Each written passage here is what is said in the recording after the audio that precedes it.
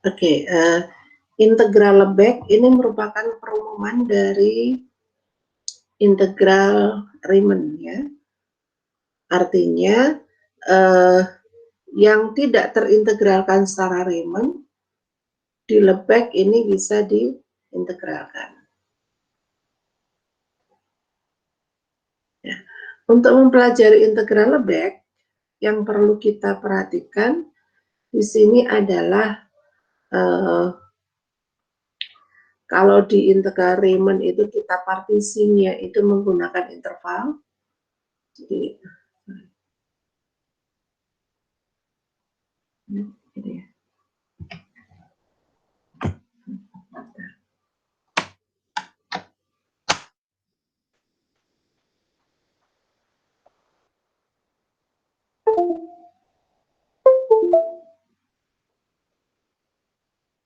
Ya, jadi kalau di integral Riemann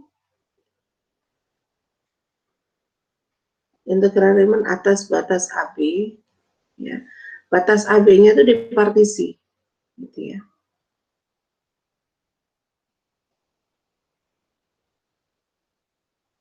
Ya, jadi dipartisi atas interval-interval ini. Nah, sedangkan dengan menggunakan integral Lebesgue, katakanlah atas integral atas AB, gitu ya. Integral atas AB, maka AB-nya ini kita partisi juga, tapi partisinya menggunakan himpunan, ya. Himpunan yang bagaimana? Himpunan yang punya ukuran. Nah, ukurannya di sini yang kita gunakan adalah ukuran Lebesgue. Sebelum masuk ke ukuran Lebesgue, kita lihat dulu yang disebut dengan null set. Null set itu coba kita lihat, ini disebut null set, Z ini disebut null set. Jika untuk setiap epsilon positif terdapat countable collection, jadi koleksi-koleksi countable. Kenapa disebut dengan koleksi? Ya. Koleksi itu himpunan yang anggotanya himpunan.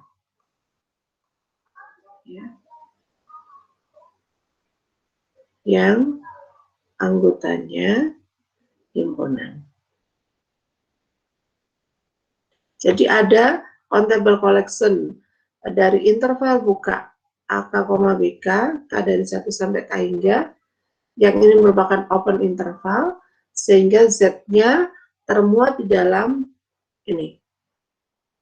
Dan sigma ini kurang dari sama dengan epsilon. Artinya apa? Ini kalau BK dikurangi AK, itu kurang sama dengan epsilon, ini kan sangat kecil. Ya nggak? Ini sangat-sangat sangat kecil, karena di sini epsilonnya sembarang. Epsilon lebih besar sama dengan, lebih besar 0. Jadi, ini nanti, kalau kita mengambil limit epsilonnya menuju 0, maka ini otomatis konvergen ke 0. Jadi yang disebut null set itu seolah-olah himpunan Z-nya itu apa ya, bisa dipartisi menjadi himpunan-himpunan yang sangat kecil ukurannya.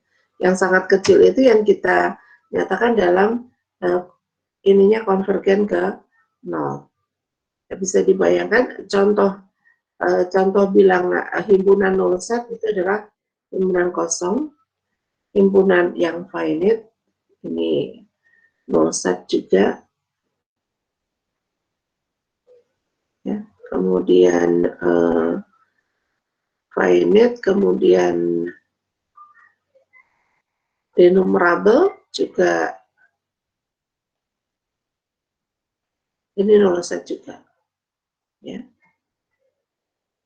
Kemudian ada pendefinisian tentang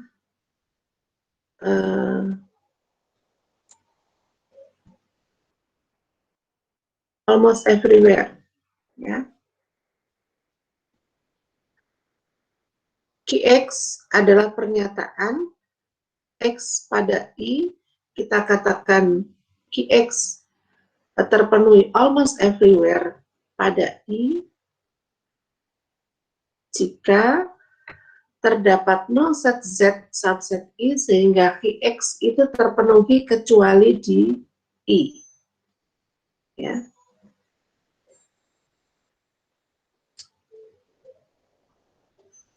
Jadi kecuali di ini sebenarnya kalau kita mengatakan di sini, ini Z itu adalah himpunan yang ukurannya 0. Null set itu ukurannya 0 ya. Kita ngomong ukuran 0 itu bukan berarti dia himpunan kosong, tapi ukuran. Ukurannya itu, kalau kita menggunakan ukuran Lebesgue, maka kita menggunakan pendefinisian ini. Jadi kita menggunakan interval buka sebagai cover dari Z. Ini adalah cover ya, cover dari Z, dan ukuran covernya ini itu kurang sama dengan epsilon. Ukurannya menuju ke 0, konvergen ke 0. Nah, bahasanya mungkin lebih agak-agak susah dipahami kalau Anda tidak belajar dengan dasar yang kuat untuk belajar tentang integral Lebesgue. Sebenarnya ada buku tersendiri ya tentang integral Lebesgue.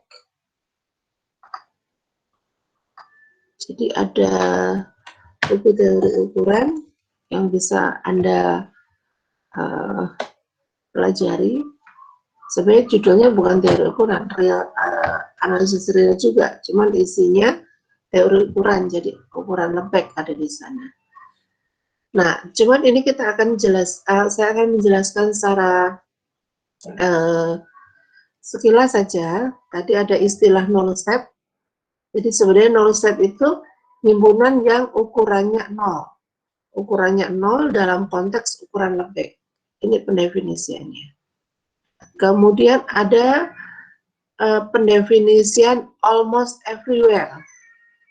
Jadi istilah AE ini biasanya disingkat dengan almost everywhere, AE. Gitu. Qx for almost everywhere X anggota I.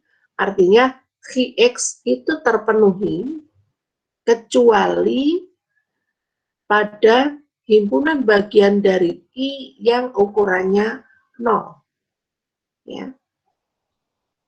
Jadi kita bisa menuliskan begini. Jadi Qx itu benar untuk setiap X anggota I kecuali di Z. Dengan Z-nya itu ukurannya 0.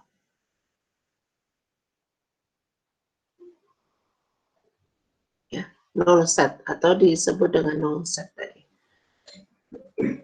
Nah, kita lihat contohnya. Di sini contohnya 0 set adalah bilangan rasional. Bilangan rasional itu adalah bilangan yang bisa dinyatakan dalam A per B. Gitu ya. Nah, mungkin di bab 1 Anda sudah pernah bahwa bilangan rasional itu adalah bilangan yang countable ya, bilangan yang countable atau denumerable, lebih ininya denumerable. Ini denumerable. Karena di denumerable maka kita bisa menyatakan bilangan rasional itu sebagai R1, R2 dan seterusnya. Kita bisa mengurutkan. Ya. Kita mau lihat bahwa Q1 ini adalah null set. Artinya apa kalau null set? Kita harus mencari koleksi countable tadi, koleksi AKBK, AK, BK, setiap kita memberikan epsilon positif. Jadi kalau di sini diambil epsilon positif, ya, kita pilih interval J 1 itu sama dengan R1 min epsilon per 4, R1 plus epsilon per 4, dan seterusnya. Ini memuat R1, pasti memuat R1. Dan panjangnya adalah epsilon per 2. Kemudian kita punya J2. J2 itu R2 min epsilon per 8, R2 plus epsilon per 8. Jadi kalau di sini kita punya R2, di sini R2 plus epsilon per 8, jadi segini itu epsilon per 8. Ini juga R2 min epsilon per 8. Jadi ini adalah epsilon per 8. Sehingga panjang interval ini adalah epsilon per 4. Sedang ini adalah epsilon per 2 panjangnya. Nah, kalau kita buat per umum, JK itu didefinisikan sebagai RK dikurangi epsilon per 2 pangkat K plus 1, RK ditambah epsilon per 2 pangkat K plus 1. Ini memuat RK, pasti memuat RK. Ya. Kemudian panjang intervalnya adalah epsilon per 2 pangkat K. Sehingga kalau kita punya J1, J2 interval ini tadi, ini kan koleksi countable dari interval buka. Yang jelas ini memuat Q1. Kenapa memuat Q1? J1 memuat R1, J2 memuat R2, J3 memuat R3, dan seterusnya. Sehingga kalau kita gabung, gabungan JK tadi, ini adalah koleksi countable yang memuat Q1. Jadi gabungan JK itu memuat Q1. Ya, sekarang kita lihat panjang dari JK, jadi sigma ini tadi kita jumlahkan. Jadi epsilon per 2 ditambah epsilon per 4 ditambah dan seterusnya. Itu sama dengan sigma epsilon per 2 pangkat K. Jadi ini ada epsilon per 4 ditambah epsilon per ini per 2 per 4 ditambah epsilon per 8 dan seterusnya. Per 2 pangkat K. Nah, ini kalau kita keluarkan epsilonnya menjadi epsilon kali setengah ditambah 1/4 ditambah 1/8.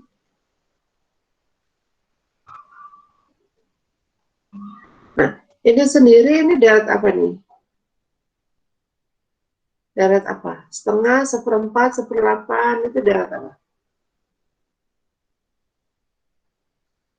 Darat apa? Geometri ya, Bu. Darat geometri. Darat geometri. Ya, rasionya berapa? Rasionya berapa ini? Rasio. Berapa rasionya? Setengah bukan, Bu? Iya, setengah. Oke, good. Terus nilai awal suku pertamanya setengah juga. Epsilon per 2. Iya, setengah epsilon. Epsilon. Ini aja yang dalam. Bu. Ya, setengah ya. Setengah ya, Bu. Ini sigmanya akan menjadi A per 1 min R. Ya. Setengah per setengah berarti 1. Iya, jadi epsilon. 1. Jadi ini sama dengan epsilon. Ya. Jadi Q1 itu terbukti Q1 itu adalah bilangan yang himpunan yang memenuhi definisi null set.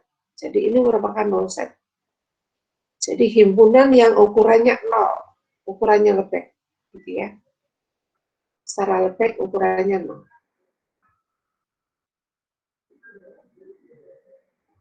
Oke, kita lihat kriteria integral back. Sebuah fungsi f dari AB ke R itu dikatakan terintegral secara Riemann hanya jika dia continue almost everywhere pada interval AB. Ya. Almost everywhere pada interval AB. Oh, ini tidak bicara tentang integral back ya. Tapi kriteria integral menurut Lebesgue. Sorry, harusnya bacanya kriteria integral menurut Lebesgue. Jadi sebuah fungsi Riemann integrable, terintegral secara Riemann hanya jika dia continue almost everywhere pada AB. Pada AB. Artinya apa almost everywhere pada AB? Continue kecuali di himpunan yang ukurannya 0.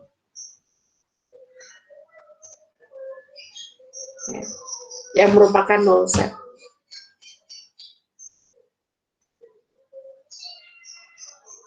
Nah,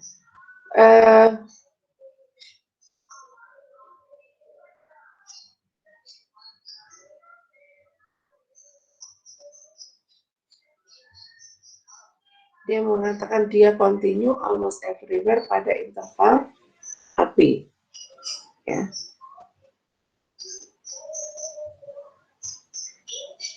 Oke.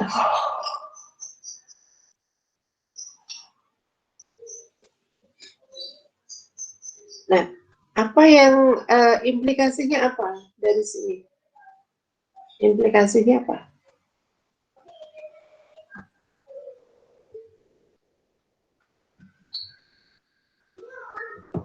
Implikasinya apa dari pernyataan ini? Ada yang bisa memberikan ini? Implikasinya apa?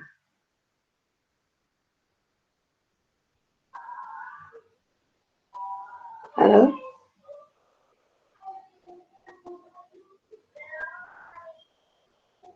Implikasinya apa dari kriteria integral back ini?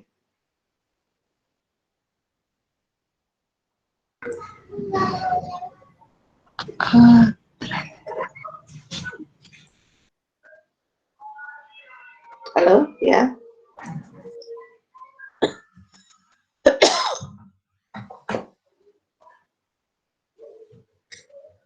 Ya, apa?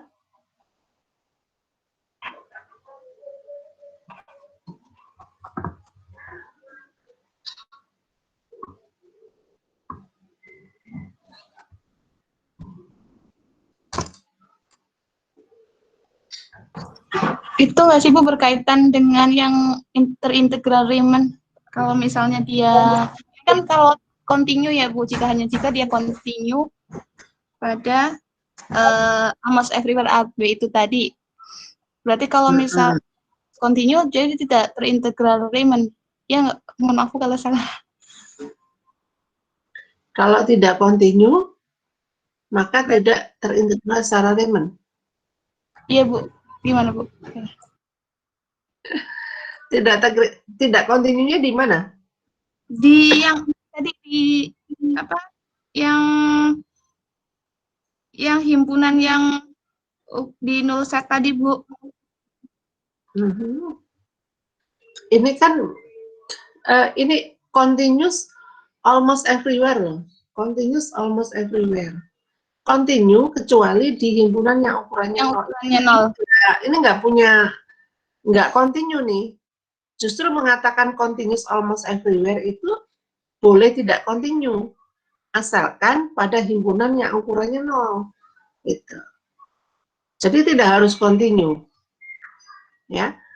Artinya di kriteria Lebesgue ini, bahwa himpunan yang terintegrasi secara Riemann itu tidak ekivalen dengan kontinu. Ya. Kontinu maka terintegrasi secara Riemann oke. Ya. Tapi terintegrasi secara Riemann belum tentu dia kontinu. Ya. Kontinu Riemann integrable akan kontinu kecuali kalau di kalkulus itu hanya mengatakan kecuali di berhingga titik. Kecuali di berhingga titik.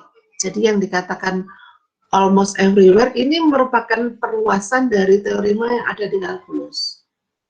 Kalau di kalkulus ini hanya mengatakan terintegrasi secara Riemann kecuali jika dia kontinu kecuali di berhingga titik. Nah, kalau di sini lebih ini lagi, lebih strict lagi, bukan lebih strict ya, lebih luas lagi, bahwa ketidakkontinuan itu bukan di berhingga titik, tapi di continuousnya almost everywhere. Jadi continue kecuali di himpunan yang yang ukurannya 0, gitu ya. Jadi ini boleh nggak continue? Riemann terintegrasi secara Riemann itu boleh tidak kontinu. Ini ya. Jadi sebenarnya ini kalau kontinu maka integrable itu oke, gitu ya. Tapi integrable maka kontinu ini tidak oke, ya, tidak oke. Kecuali di sini ditambahkan nih integrable maka continue almost everywhere gitu.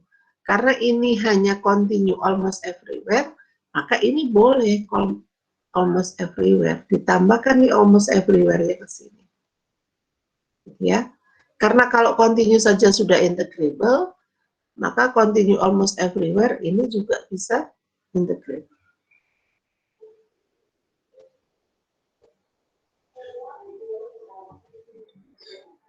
Oke, kita lihat contoh 7113 ya.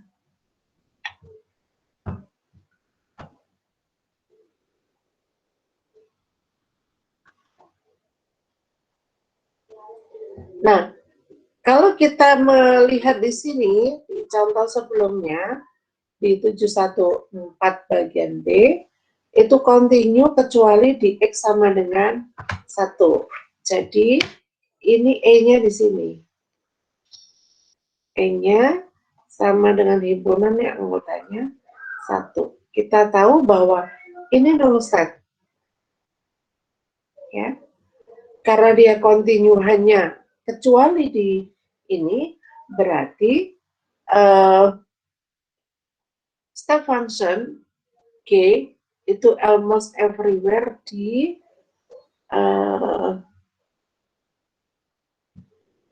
pada R. Okay. Almost everywhere di R. Karena ini kalau kita misalkan tariknya ke R nggak apa-apa.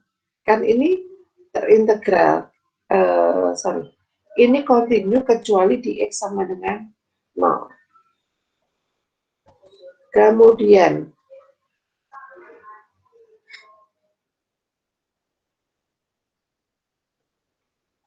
jadi karena setiap fungsi yang paling banyak berhingga titik yang discontinue, maka every step function itu Riemann integrable. Ya. Karena step function pada interval AB itu Riemann integrable, ini continuous almost everywhere, maka ini otomatis Riemann integrable. Fungsi step function. Step function itu fungsi apa? Fungsi apa? Step function. Tangga. Fungsi tangga. Oke, good. Fungsi tangga. Gitu ya. Nah, sekarang kita lihat contoh bagian B. Di teorema 564, set point, the set point of discontinue of monotone function is countable. Ya. Jadi kalau saya punya fungsi monoton tapi nggak continue, ya, nggak continue-nya di countable, ya. Jadi jika saya punya kalau step function itu bisa jadi begini, gitu ya. Tapi di mana dia tidak continue itu hanya di peringkat titik, gitu. Jadi hanya di peringkat titik. Di sini, di sini, di sini, di sini. Nah, karena ini null set juga, maka ini Riemann integrable juga. Nah, kalau misalkan dia discontinue di D itu ya adalah himpunan yang anggotanya 1, setengah, seper-n, dan seterusnya. Ini sendiri null set. Ini null set. Jadi saya sudah katakan bahwa kalau dia fungsi himpunannya countable, ini null set. Karena dia continuous almost everywhere, ya. Kalau fungsinya itu tidak continue di D, karena D-nya itu null set, maka G-nya itu almost everywhere di R, di G, sorry. Ya, di R, sorry, di R. Karena ini kan discontinue hanya di D. Ya. Ini G-nya itu fungsinya ya, G besar. Ini aneh banget nulis G-nya G besar. Biasanya fungsi itu G kecil ya. Nah, karena ini discontinue-nya pada null set, maka dia memenuhi kriteria Lebesgue. Akibatnya G-nya itu terintegral secara Riemann. Nah, ada beberapa lagi contoh di sini.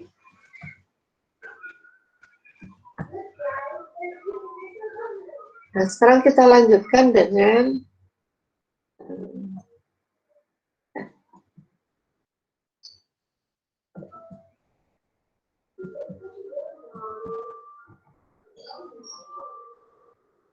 teorema 7314.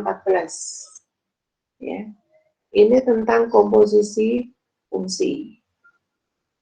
Jadi kalau F-nya Riemann integrable, kemudian FAB-nya subset C, D, misalkan sin-nya dari C, D ke R, ini continue, maka komposisinya itu juga Riemann integral.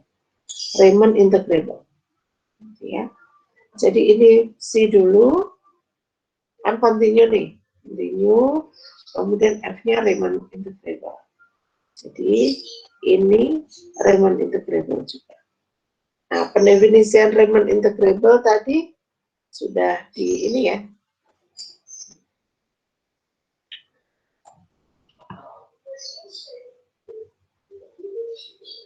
Kita lihat buktinya. F-nya continue pada titik U di AB, si komposisi F ini juga continue pada U, karena set D-nya itu discontinue pada null set, maka ada D1 subset D yang merupakan discontinue dari si komposisi F. Ini juga null set. Ya. D1-nya subset D. Karena D1-nya subset D dan ini null set D. Yang besar saja null set, apalagi yang kecil gitu ya. Jadi kalau D-nya null set dan D-nya itu nomor D1, otomatis D1-nya juga null set. Ya, dan kalau D-nya ukurannya 0, maka D1-nya juga ukurannya 0, karena D1 itu di dalam D. Jadi kalau ini D gitu ya, ini ada D0 di sini, D0. Nah, kalau D saja ukurannya 0, maka D0 juga ukurannya 0. Jadi ini kalau 0 set, maka D0-nya juga 0 set. D1. D1. D1-nya juga no set. Oke, sekarang karena dia continue kecuali di no set, maka ya continue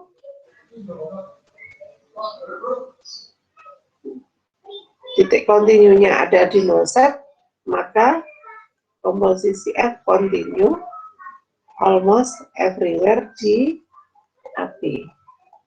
Nah, menurut teorema yang di atas, maka ini Riemann integrable, ya.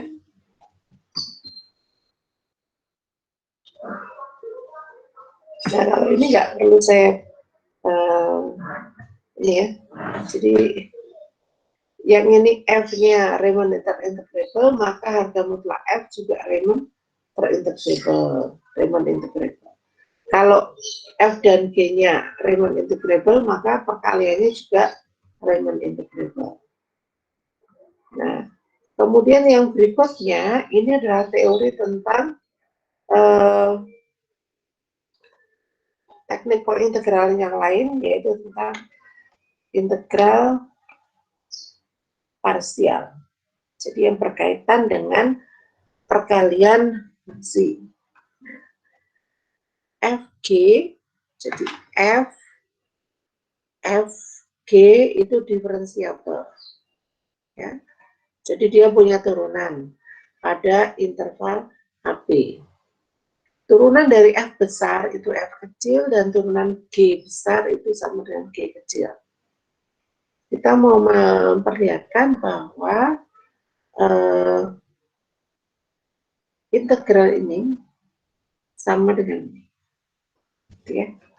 Jadi integral F kali G besar sama dengan F kali G dari A sampai B dikurangi integral dari A sampai B F besar G. Jadi ini integral parsial.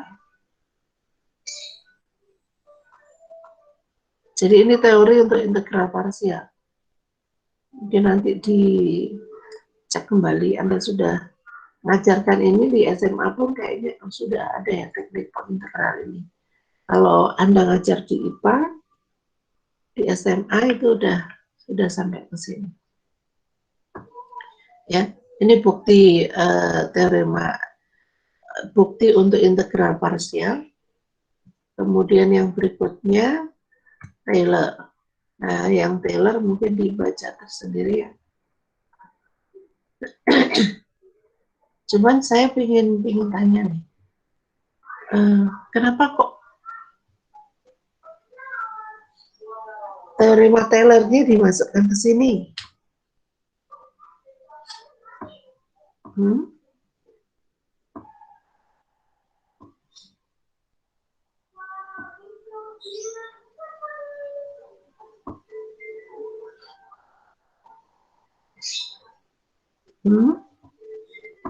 Kenapa?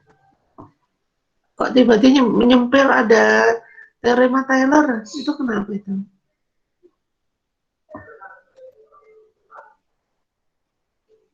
Halo?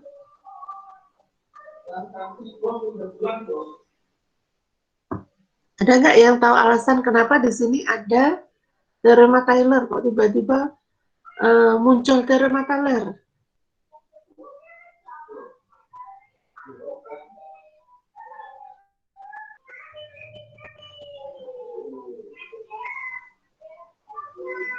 Ya, siapa yang mau menjelaskan?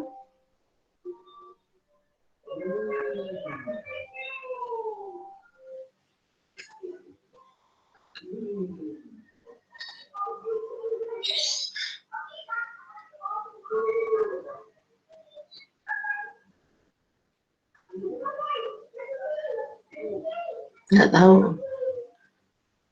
Ya, ini teorema Taylor-nya karena ini berkaitan dengan integral Riemann, gitu ya. Karena ini teorema Taylor untuk integral Riemann, walaupun di sini sebenarnya ini ada ekspansi dari fungsi f dengan menggunakan deret Taylor, ya, dengan menggunakan deret Taylor. Nah, namun yang menjadi concern kita adalah di sini. Remindernya itu didefinisikan sebagai integral Riemann. Ini integral Riemann. Integral Riemann. Ya.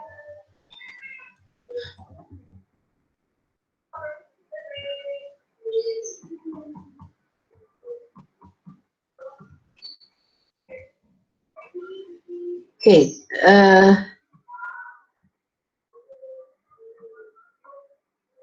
untuk yang Darbox, saya minta kalian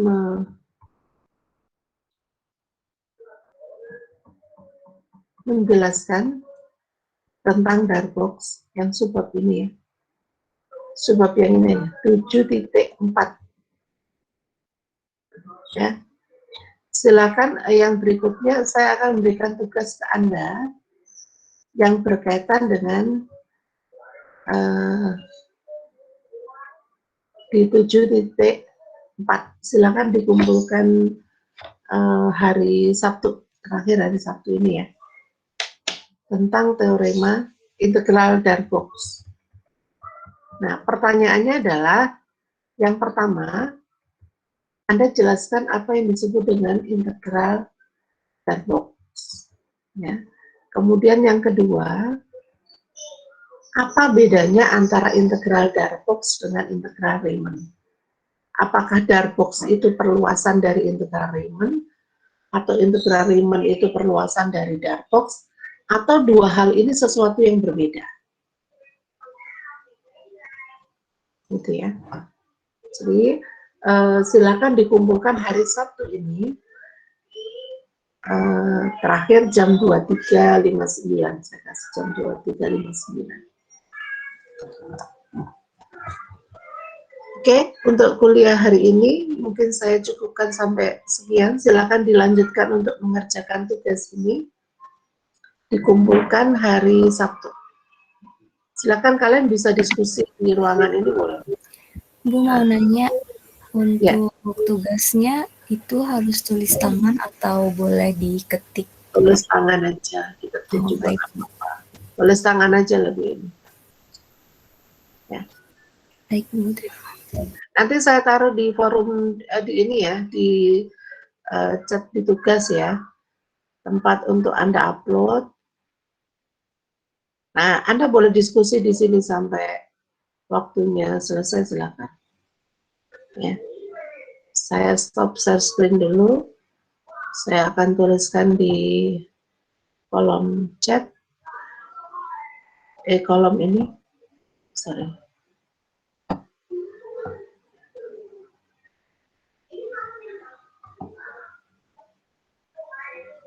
Pertanyaannya mungkin saya ulang lagi di ini ya. Di tugas, di bagian tugas.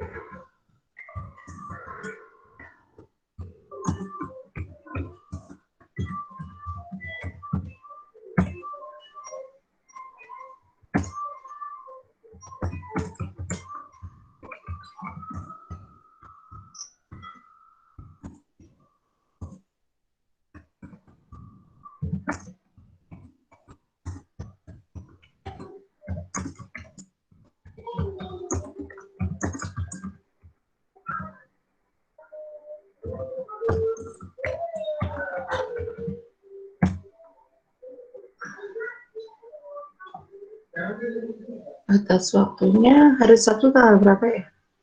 21, 22, 23, 24 ya? 24. Iya, Bu, tanggal 24. Ya, jadi ada 3 pertanyaan di sini. Yang pertama, jelaskan apa yang disebut integral Darbox. Kemudian, apakah integral Darbox itu merupakan perluasan dari integral Riemann atau sebaliknya? Yang ketiga, jelaskan perbedaan dan kesamaan antara integral Riemann dan integral Darbox. Gitu ya.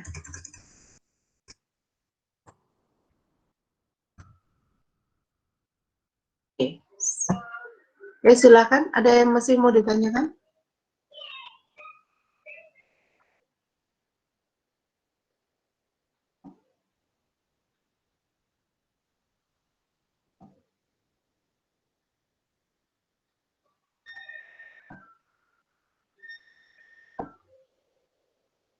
Oke, kalau tidak ada, saya akhiri untuk pertemuan hari ini. Terima kasih. Assalamualaikum warahmatullahi wabarakatuh. Waalaikumsalam warahmatullahi wabarakatuh. Terima kasih, Bu. Waalaikumsalam warahmatullahi Terima wabarakatuh. kasih, Bu Lika. Terima Terima kasih, kasih, Bu. Bu. Terima kasih, Bu.